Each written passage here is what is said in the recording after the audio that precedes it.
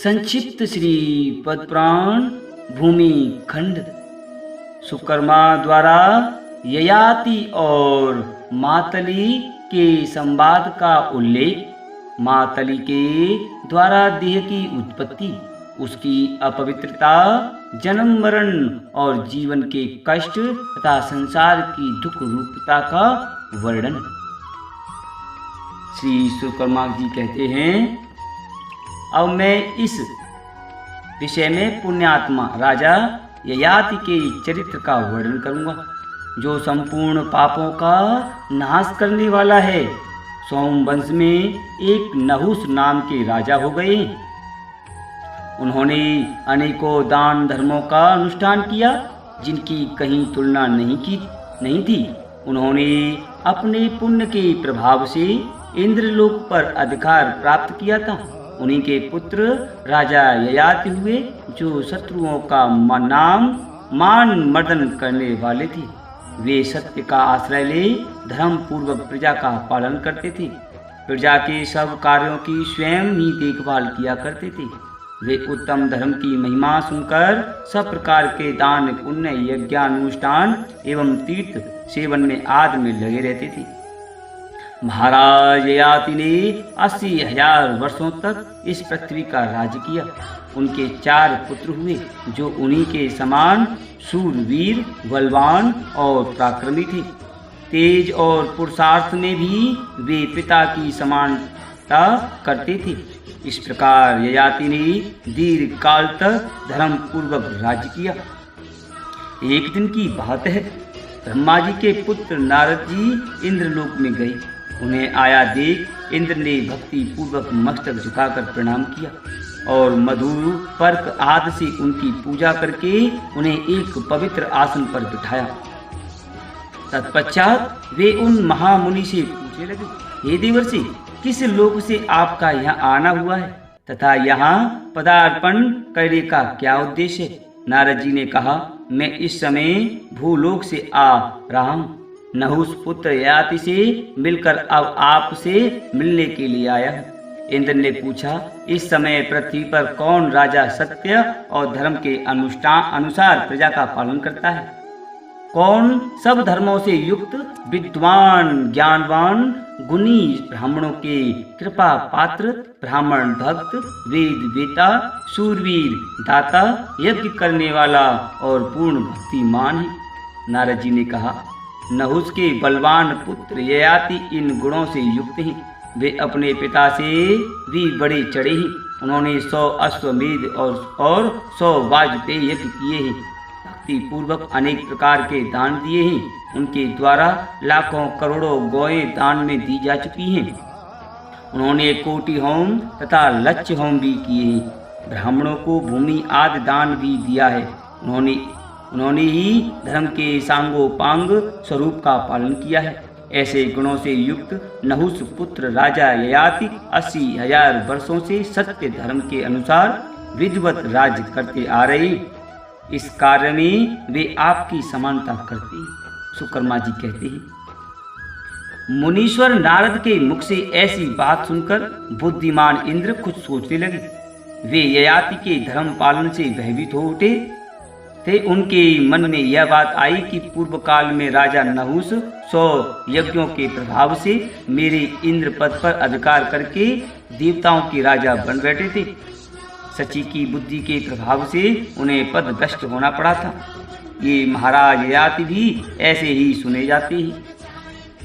इसमें तनिक भी संदेह नहीं कि ये इंद्र पद पर अधिकार कर लेंगे। अतः जिस किसी उपाय से संभव हो सके उन्हें स्वर्ग में लाऊं।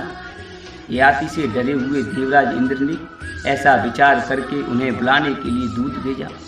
अपने सारथी मातली को विमान के साथ रवाना किया। मातली उस स्थान पर गए जहाँ नहुस पुत्र धर्मात्मा ययाति अपनी राजसभा में विराजमान थे। सत्य ही उन श्रेष्ठ नरेश का आभूषण था। देवराज के सारथी ने उनसे कहा, हे राजन, मेरी बात सुनिए। देवराज इंद्र ने मुझे इस समय आपके पास भेजा है। उनका अनुरोध है कि अब आप पुत्र को राज्य दें, आज ही इंद्रलोक को पधारें। हे महीपते, वहां इंद्र के साथ रहकर आप स्वर्ग का आनंद भोगिए। याति ने पूछा, हे मातले, मैंने देवराज इंद्र का कौन सा ऐसा कार्य किया है जिससे तुम ऐसी प्रार्थना कर रहे हो? मातले ने कहा, हे राजन, लगभग 1,00,000 वर्षों से आप दान यज्ञ आदि कर्म कर रहे हैं। इन कर्मों के फलस्वरूप इस समय स्वर्गलोक में चलिए और देवराज इंद्र के सखा होकर रहिए। इस 5 भौतिक शरीर को भूमि पर ही त्याग दीजिए और दिव्य रूप धारण करके मनोरम भोगों का उपभोग कीजिए। याति ने प्रश्न किया, मनुष्य जिस शरीर से सत्य, धर्म आदि पुण्य का उपार्जन करता है, उसे वह कैसे छोड़ सकता है? मातली ने कहा, हे राजन, तुम्हारा कथन ठीक है, तथापि मनुष्य को अपना यह शरीर छोड़कर ही जाना पड़ता है, क्योंकि आत्मा का शरीर के साथ कोई संबंध नहीं है। शरीर पंचभूतों से बना हुआ है। जब इसकी संधियां शिथिल हो जाती हैं, उस समय वृद्धावस्था से पीड़ित मनुष्य इस शरीर को त्याग देना चाहता है। याति ने पूछा, हे साधु श्रेष्ठ, वृद्धावस्था कैसे उत्पन्न होती है तथा वह क्यों शरीर को पीड़ा देती है? इस सब बातों को विस्तार से समझाओ। मातली ने कहा, हे राजन, पंचभूतों से इस शरीर का निर्माण हुआ है तथा 5 विषयों से यह घिरा हुआ है। वीर्य और रक्त का नाश होने से प्राय शरीर खोखला हो जाता है। उसमें प्रचंड वायु का प्रकोप होता है, इससे मनुष्य का रंग बदल जाता है। वह दुख से संतप्त और हत बुद्धि हो जाता है। जो स्त्री देखी सुनी होती है, उसमें चित्त आसक्त होने से वह सदा भटकता रहता है। शरीर में तृप्ति नहीं होती, क्योंकि उसका चित्त सदा लोलुप रहा करता है। जब कामी मनुष्य मांस और रक्त क्षीण होने से दुर्बल हो जाता है, तब उसके बाल पक जाते हैं। कामाग्नि से शरीर का शोषण हो जाता है।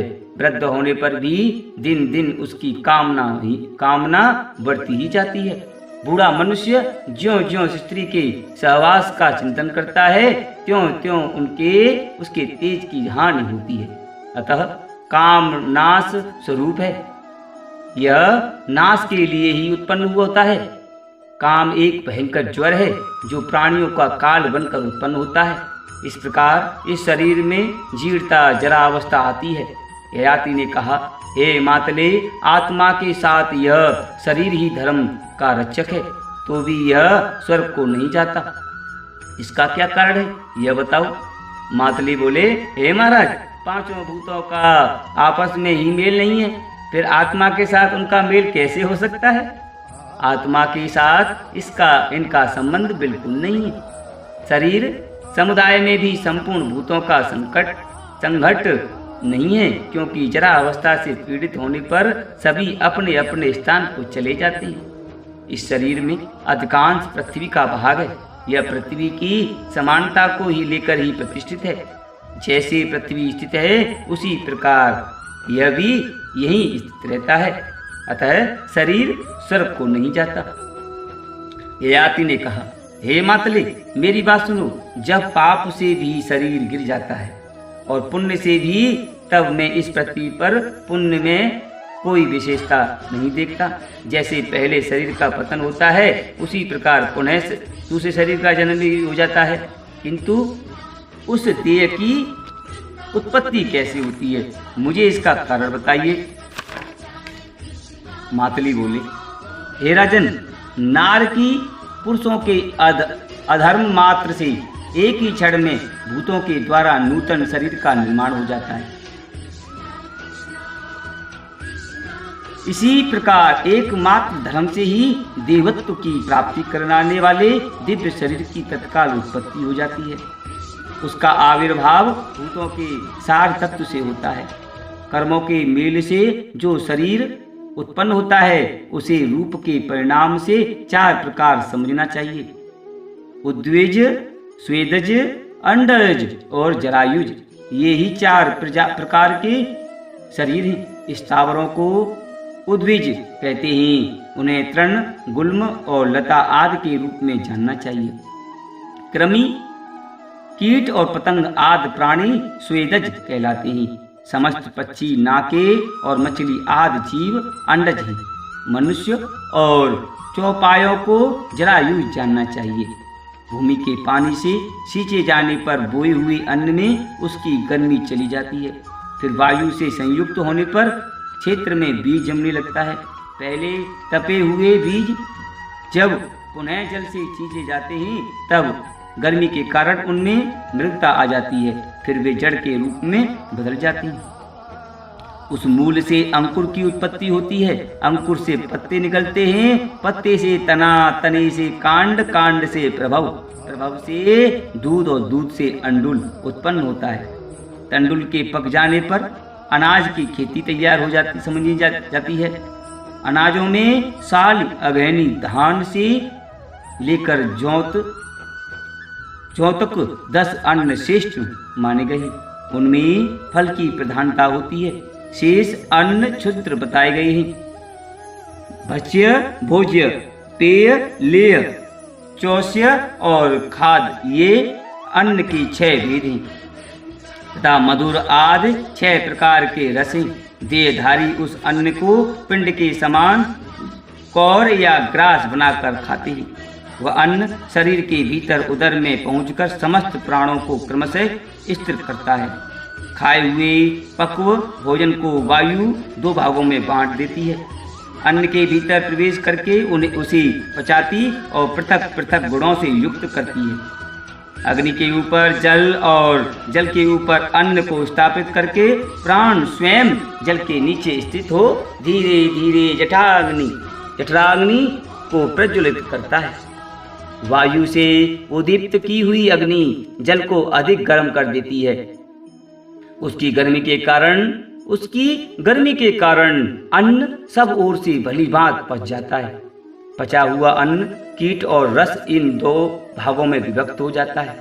इनमें कीट मल रूप से बाहर छिद्रों द्वारा शरीर के बाहर निकलता है। 2 कान, 2 नेत्र, 2 नासा छिद्र, जिह्वा, दांत, ओठ, लिंग, गुदा और रोमकूप यही मल निकलने के बाहर मार्ग हैं। इनके द्वारा कफ, पसीने और मल मूत्र आदि के रूप में शरीर का मैल निकलता है। हृदय कमल में शरीर की सब नाड़ियां आवत हैं। उनके मुख में प्राण अन्न का सूक्ष्म रस डाला करता है। वह बारंबार उस रस से नाड़ियों को भरता रहता है तथा रस से भरी हुई नाड़ियां संपूर्ण देह को तृप्त करती हैं।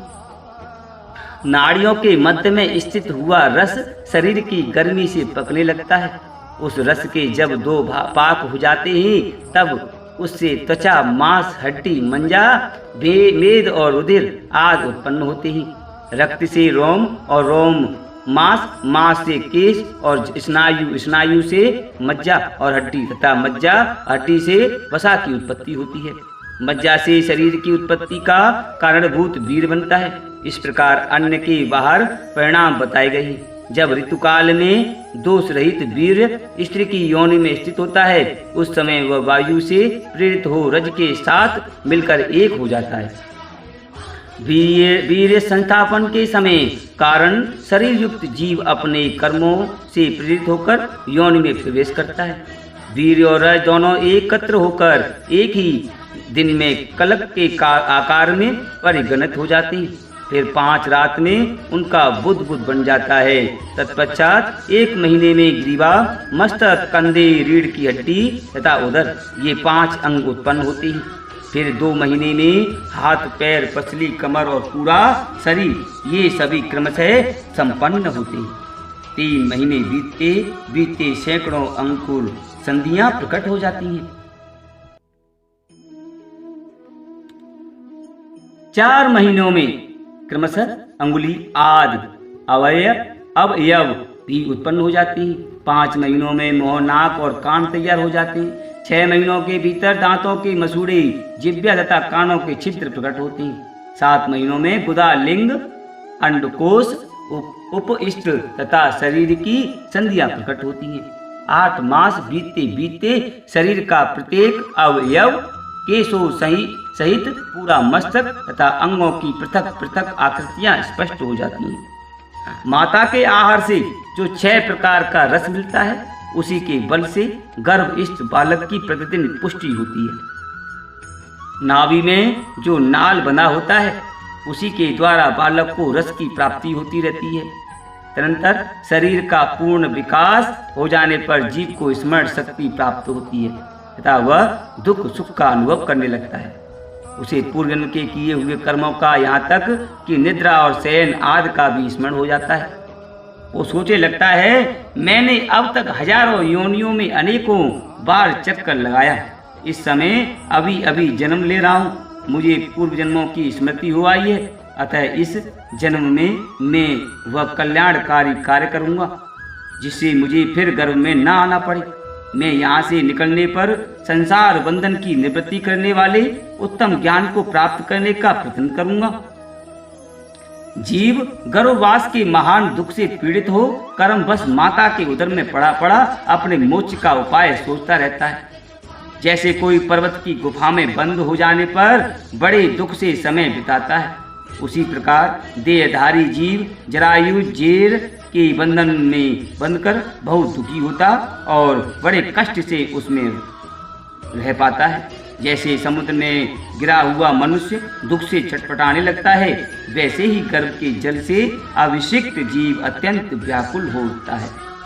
जिस प्रकार किसी को लोहे के घड़े में बंद करके आग से पकाया जाए, उसी प्रकार गर्भ रूपी कुंभ में डाला हुआ जीव जठराग्नि से पकाया जाता है। आग में तपाकर लाल लाल की हुई वस्तु बहुत सी सुइयों से निरंतर शरीर को छेदने पर जितना दुख होता है, उससे 8 गुना अधिक कष्ट गर्भ में होता है। गर्भवास से बढ़कर कष्ट कहीं नहीं होता। देहधारियों के लिए गर्भ में रहना इतना भयंकर कष्ट है जिसकी कहीं तुलना नहीं है। इस प्रकार प्राणियों के गर्भजनित दुख का वर्णन किया गया। स्थावर और जंगम सभी प्राणियों को अपने अपने गर्भ के अनुरूप कष्ट होता है। जीवों को जन्म के समय गर्भवास की अपेक्षा करोड़ों गुनी अधिक पीड़ा होती है। जन्म लेते समय वह मूर्छित हो जाता है। उस समय उसका शरीर हड्डियों से युक्त गोल आकार का होता है। स्नायु बंधन से बंधा रहता है। रक्त मांस और वसा से व्याप्त होता है। मल और मूत्र आदि अपवित्र वस्तुएं उसमें जमा रहती हैं। कैसे केश रोम और नखों से युक्त तथा रोग का आश्रय होता है। मनुष्य का यह शरीर जरा और शोक से परिपूर्ण तथा काल के अग्निमय मुख में स्थित है। इस पर काम और क्रोध के कारण होते रहते हैं। यह भोग की तृष्णा से आतुर विवेक शून्य और राग द्वेष की वशीभूत होता है। इस देह में 308 हड्डियां तथा 500 मांसपेशियां हैं। ऐसा समझना चाहिए, यह सब ओर से 3.5 करोड़ रोमों द्वारा व्याप्त है तथा स्थूल सूक्ष्म एवं दृश्य अदृश्य रूप से उतनी ही नाड़ियां भी इसके भीतर फैली हुई हैं।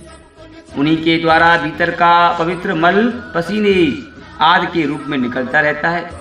शरीर में 32 दांत और 20 नख होते हैं। देह के अंदर पित्त एक कुड़व और कफ आधा आड़क होता है। बसा 3 पल, कलल 15 पल, बात अर्बुद पल, मेद 10 पल, महारक्त 3 पल, मंजा उससे 2 गुनी, उससे 4 गुनी 12 पल, वीर्य आधा, कुड़व बल 1/4, कुड़व मांस पिंड 1000 पल तथा रक्त 100 पल होता है और मूत्र का कोई नियत माप नहीं है। हे राजन, आत्मा परम शुद्ध है और उसका यह देह रूपी घर जो कर्मों के बंधन से तैयार किया गया है नितांत अशुद्ध है। इस बात को सदा ही याद रखना चाहिए। वीर्य और रज का संयोग होने पर ही किसी भी योनि में देह की उत्पत्ति होती है तथा यह हमेशा पेशाब और पखाने से भरा रहता है, इसलिए इसे अपवित्र माना गया है। जैसे घड़ा बाहर से चिकना होने पर भी यदि विष्ठा से भरा हो तो वह अपवित्र ही समझा जाता है। उसी प्रकार यह देह ऊपर से पंचभूतों द्वारा शुद्ध किया जाने पर भी भीतर की गंदगी के कारण अपवित्र ही माना गया है, जिसमें पहुंचकर पंचगव्य और हविष्य आदि अत्यंत पवित्र पदार्थ भी तत्काल अपवित्र हो जाते हैं। उस शरीर से बढ़कर अशुद्ध दूसरा क्या हो सकता है, जिसके द्वारों से निरंतर क्षण क्षण में कप मूत्र आदि अपवित्र वस्तुएं बहती रहती हैं। उस अत्यंत अपावन शरीर को कैसे शुद्ध किया जा सकता है? शरीर के चित्रों का स्पर्श मात्र कर लेने पर हाथ को जल से शुद्ध किया जाता है, तथापि मनुष्य अशुद्ध ही बने रहते हैं, किंतु फिर भी उन्हें देह से वैराग्य नहीं होता। जैसे जन्म से ही काले रंग की ऊन धोने से कभी सफेद नहीं होती, उसी प्रकार यह शरीर धोने से भी पवित्र नहीं हो सकता। मनुष्य अपने शरीर के मल को अपनी आंखों से देखता है, उसकी दुर्गंध का अनुभव करता है और उसे बचने के लिए नाक भी दबाता है, किंतु फिर भी उसके मन में वैराग्य नहीं होता। अहो, मोह का कैसा महात्म्य है, जिससे सारा जगत मोहित हो रहा है। अपने शरीर के दोषों को देखकर और सुनकर भी वह उससे विरक्त नहीं होता। जो मनुष्य अपने देह की अपवित्र गंध से घृणा करता है, उसे वैराग्य के लिए और क्या उपदेश दिया जा सकता है? सारा संसार पवित्र है, केवल शरीर ही अत्यंत अपवित्र है, क्योंकि जन्म काल में इस शरीर के अवयवों का स्पर्श करने से शुद्ध मनुष्य भी अशुद्ध हो जाता है। अपवित्र वस्तु की गंध और लेप को दूर करने के लिए शरीर को नहलाने धोने आदि का विधान है। गंध और लेप की निवृत्ति हो जाने के पश्चात भाव शुद्धि से वस्तुतः मनुष्य शुद्ध होता है। जिसका भीतर भाव दूषित है, वह यदि आग में प्रवेश कर जाए तो भी न तो उसे स्वर्ग मिलता है और न मोक्ष ही प्राप्त होती है। उसे सदा देह के बंधन में ही जकड़े रहना पड़ता है। भाव की शुद्धि ही सबसे बड़ी पवित्रता है और वही प्रत्येक कार्य में श्रेष्ठता का हेतु है। पत्नी और पुत्री दोनों का ही आलिंगन किया जाता है, किंतु पत्नी के आलिंगन में दूसरा भाव होता है और पुत्री के आलिंगन में दूसरा। भिन्न भिन्न वस्तुओं के प्रति मन की वृत्ति में भी भेद हो जाता है। नारी अपने पति का और भाव से चिंतन करती है और पुत्र का और भाव से। तुम यत्न पूर्वक अपने मन को शुद्ध करो, दूसरी वह शुद्धियों से क्या लेना, जो भाव से पवित्र है। जिसका अंतकरण शुद्ध हो गया है, वही स्वर्ग तथा मोक्ष को प्राप्त करता है। उत्तम वैराग्य रूपी मिट्टी तथा ज्ञान रूपी निर्मल जल से माजने धोने पर पुरुष की अविद्या तथा राग रूपी मल मूत्र का लेप नष्ट होता है। इस प्रकार इस शरीर को स्वभावत अपवित्र माना गया है। केले के वृक्ष की भांति यह सर्वथा सारहीन है। अध्यात्म ज्ञान ही इसका सार है। देह के दोष को जानकर जिसे इससे वैराग्य हो जाता है, वह विद्वान संसार सागर से पार हो जाता है। इस प्रकार महान कष्टदायक जन्मकालीन दुख का वर्णन किया गया। गर्भ में रहते समय जीवों को जो विवेक बुद्धि प्राप्त होती है, वह उसके अज्ञान दोष से या नाना प्रकार के कर्मों की प्रेरणा से जन्म लेने के पश्चात नष्ट हो जाती है।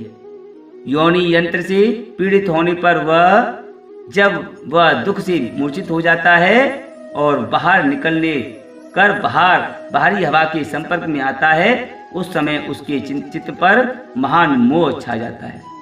मोहग्रस्त होने पर उसकी स्मरण शक्ति का भी शीघ्र ही नाश हो जाता है। स्मृति नष्ट होने से पूर्व कर्मों की वासना के कारण उस जन्म में भी ममता और आसक्ति बढ़ जाती है। फिर संसार में आसक्त होकर मूढ़ जीव न आत्मा को जान पाता है न परमात्मा को, अपितु निषिद्ध कर्म में प्रवृत्त हो जाता है।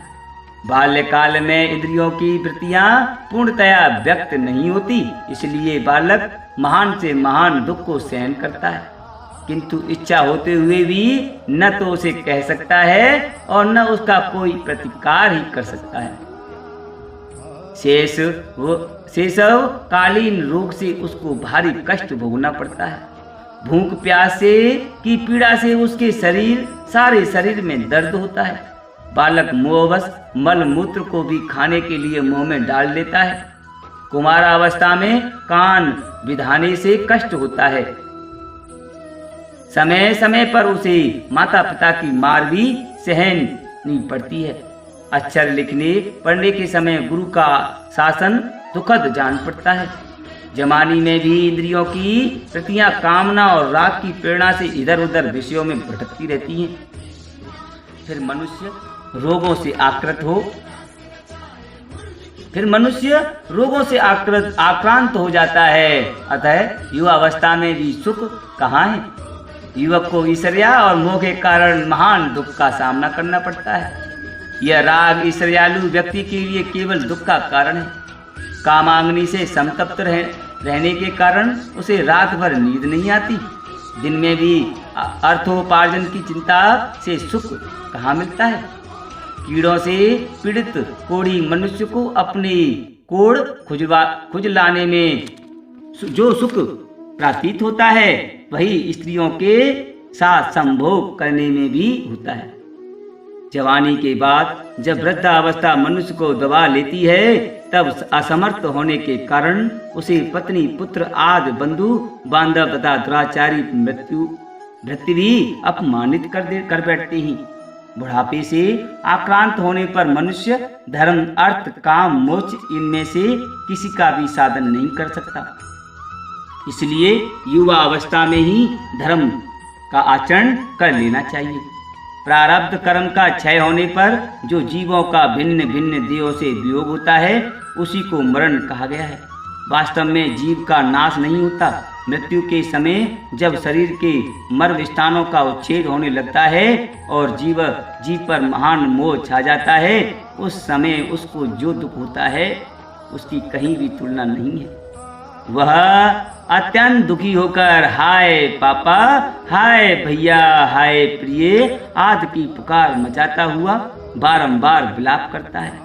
जैसे सांप मेढक को निगल जाता है उसी प्रकार वह सारे संसार को निगलने वाली मृत्यु का ग्रास बना हुआ है। भाई बंधुओं से उसका साथ छूट जाता है।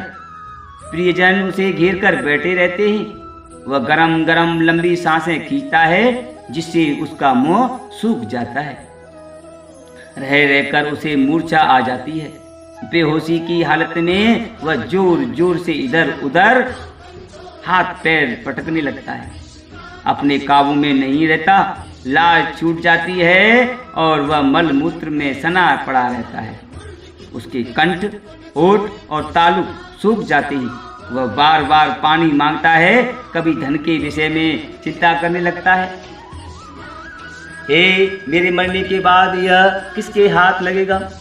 यमदूत उसे काल पास में बांधकर घसीट ले जाते हैं। उसके कंठ में घर घर आवाज होने लगती है। दूतों के देखते देखते उसकी मृत्यु होती है। जीव एक देह से दूसरे देह में जाता है। सभी जीव सवेरे मल मूत्र की हजात का कष्ट भुगते हैं। मध्याह्न काल में उन्हें भूख प्यास सताती है और रात्रि में वे काम वासना तथा नींद के कारण क्लेश उठाते हैं। इस प्रकार संसार का सारा जीवन ही कष्टमय है। पहले तो धन को पैदा करने में कष्ट होता है, फिर पैदा किए हुए धन की रखवाली में क्लेश उठाना पड़ता है। इसके बाद यदि कहीं वह कष्ट नष्ट हो जाए तो दुख और खर्च हो जाए तो भी दुख होता है। भला धन में सुख है ही नहीं, सुख है ही कहाँ।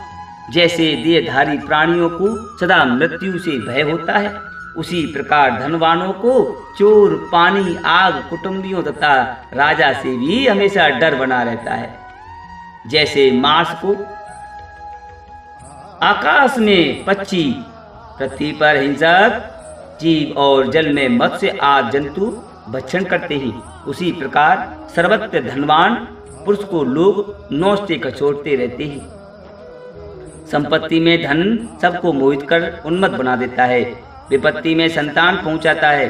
विपत्ति में संताप पहुंचाता है और उपार्जन के समय दुख का अनुभव कराता है। फिर धन को कैसे सुखदायक कहा गया जाए? हेमंत और शिशिर में जाड़े का कष्ट रहता है, गर्मी में दुस्सह ताप से संतप्त होना पड़ता है और वर्षा काल में अति वृष्टि तथा अल्प वृष्टि से दुख होता है। इस प्रकार विचार करने पर काल में भी सुख कहाँ है? यही दशा कुटुंब की भी है। पहले तो विवाह में विस्तार पूर्वक व्यय होने पर दुख होता है। फिर पत्नी जब गर्भ धारण करती है तब उसे उसका भार ढोने में कष्ट अनुभव होता है। प्रसव काल में अत्यंत पीड़ा भोगनी पड़ती है तथा फिर संतान होने पर उसके मल मूत्र आदि उठाने से में क्लेश होता है। इसके सिवा हाय मेरी स्त्री भाग गई, मेरी पत्नी की संतान अभी बहुत छोटी है, वो बेचारी क्या कर सकेगी, कन्या के विवाह का समय आ रहा है, उसके लिए कैसा वर मिलेगा, इत्यादि चिंताओं के भार से दबे हुए कुटुंबीजनों को कैसे सुख मिल सकता है? राज्य में भी सुख कहाँ है? सदा संधि विग्रह की चिंता लगी रहती है। जहाँ पुत्र से भी भय प्राप्त होता है वहाँ सुख कैसा? एक द्रव्य की अभिलाषा रखने के कारण आपस में लड़ने वाले कुत्तों की तरह प्राय सभी देहधारियों को अपने सजातियों से भय बना रहता है। कोई भी राजा राज छोड़कर वन में प्रवेश किए बिना इस भूतल पर विख्यात न हो सका। जो सारे सुखों का परित्याग कर देता है वही निर्भय होता है। हे राजन, पहनने के लिए 2 वस्त्र और भोजन के लिए शेर भर अन्न, इतने में ही सुख है। मान सम्मान, छत्र चंबर और राज सिंहासन तो केवल दुख देने वाले हैं। समस्त भूमंडल का राजा ही क्यों न हो, एक खाट के नाप की भूमि ही उसके उपभोग में आती है। जल से भरे हजारों घड़ों द्वारा अभिषेक कराना क्लेश और श्रम को ही बढ़ाना है। स्नान तो एक घड़े से भी हो सकता है। प्रातःकाल पूर्ववासियों के साथ शहर नाई का मधुर शब्द सुनना अपने राजत्व का अभिमान मात्र है। केवल यह कहकर संतोष लाभ करना है कि मेरे महल में सदा सहनाई बजती है। समस्त आभूषण भार मात्र हैं, सब प्रकार के अंग रांग मैल के समान हैं। सारे गीत प्रलाप मात्र हैं और नृत्य पागलों की सी चेष्टा है। इस प्रकार विचार करके देखा जाए तो राजोचित भोगों से भी क्या सुख मिलता है? राजाओं का यदि किसी के साथ युद्ध छिड़ जाए तो एक दूसरे को जीतने की इच्छा से वे सदा चिंता मग्न रहते हैं। नहुस आदि बड़े बड़े सम्राट भी राज्य लक्ष्मी के मत से उन्मत्त होने के कारण स्वर्ग में जाकर भी वहां से भ्रष्ट हो गई। भला लक्ष्मी से किसको सुख मिलता है? स्वर्ग में भी सुख कहाँ है? देवताओं में भी एक देवता की संपत्ति दूसरे की अपेक्षा बड़ी चढ़ी हो तो होती ही है। वे अपने ऊपर की श्रेणी वालों के बड़े हुए वैभव को देखकर जलते रहते हैं। मनुष्य तो स्वर्ग में जाकर अपना मूल गवाते हुए ही पुण्य का फल भी उपभोग करते हैं। जैसे जड़ कट जाने पर वृक्ष विवश होकर धरती पर गिर जाता है, उसी प्रकार पुण्य क्षीण होने पर मनुष्य भी स्वर्ग से नीचे आ जाते हैं। इस प्रकार विचार से देवताओं के स्वर्गलोक में भी सुख नहीं जान पड़ता। स्वर्ग से लौटने पर देहधारियों को मन, वाणी और शरीर से किए हुए नाना प्रकार के भयंकर पाप भोगने पड़ते हैं। उस समय नरक की आग में उन्हें बड़े भारी कष्ट और दुख का सामना करना पड़ता है। जो जीव स्थावर योनि में पड़े हुए हैं उन्हें भी सब प्रकार के दुख प्राप्त होते हैं। कभी उन्हें कुल्हाड़ी के तीव्र प्रहार से काटा जाता है तो कभी उनकी छाल काटी जाती है और कभी उनकी डालियों, पत्तों और पत्तों को भी गिराया जाता है। कभी प्रचंड आंधी से वे अपने आप उखड़कर गिर जाते हैं तो कभी हाथी या दूसरे जंतु उन्हें समूल नष्ट कर डालते हैं। कभी वे बानल की आंच में झुलसते हैं तो कभी पाला पड़ने से कष्ट भोगते हैं। पशु योनि में पड़े हुए जीवों की कसाईयों द्वारा हत्या होती है। उन्हें डंडों से पीटा जाता है, नाक छेद कर त्रास किया जाता है। चाबुकों से मारा जाता है, बेंत या काट आदि की बेड़ियों से अथवा अंकुश के द्वारा उनके शरीर को बंधन में डाला जाता है तथा बलपूर्वक मनमाने स्थान में लिया जाता है और बांधा जाता है तथा उन्हें अपने टटोलों से अलग किया जाता है। इस प्रकार पशुओं के शरीर को भी अनेक प्रकार के दुख भोगनी पड़ती हैं। देवताओं से लेकर संपूर्ण जगत, चराचर जगत पूर्वोक्त दुखों से ग्रस्त है। इसलिए विद्वान पुरुष को सब त्याग कर देना चाहिए। जैसे मनुष्य इस कंधे का भार उस कंधे पर लेकर अपने को विश्राम मिला समझता है, उसी प्रकार संसार के सब लोग दुख से ही दुख को शांत करने की चेष्टा कर सकते हैं। उसी प्रकार संसार के सब लोग दुख से ही दुख को शांत करने की चेष्टा कर रहे हैं। अतः सबको दुख से व्याकुल जानकर विचारवान पुरुष को परम निर्वेद धारण करना चाहिए। निर्वेद से परम वैराग्य होता है और उससे ज्ञान से परमात्मा को जानकर मनुष्य कल्याणमयी मुक्ति को प्राप्त होता है। फिर वह समस्त दुखों से मुक्त होकर सदा सुखी, सर्वज्ञ और कृतार्थ हो जाता है। ऐसे ही पुरुष को मुक्त कहते हैं। हे राजन, तुम्हारे प्रश्न के अनुसार मैंने सब बातें तुम्हें बता दी। ओम नमो भगवते वासुदेव। अगला अध्याय पापों और पुण्यों के फलों का वर्णन। शेष आगे। ओम नमो नारायणाय।